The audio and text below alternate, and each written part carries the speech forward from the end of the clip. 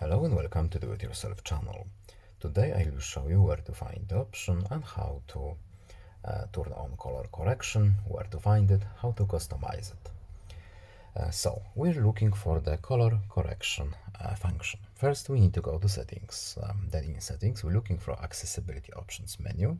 Then in the vision enhancements we have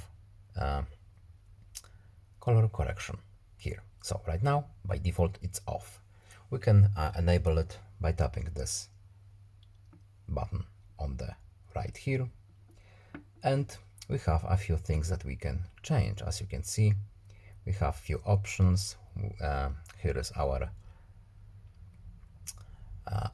example how it will change. So we have green red, red green, blue yellow, on grayscale if we want to, and here is the shortcut to this function. So we can enable it, and now we have a few options as well. So we can have the button on the bottom right here, so when we tap it once it will turn on or off. Alternatively, we can change it to the combination of button presses, as you can see here, and if we want to turn it off we simply need to uncheck this box, and now the shortcut is off. That's basically it. I hope this video is helpful to you. Please leave a like and subscribe. Have a nice day and see you in the next video. Bye.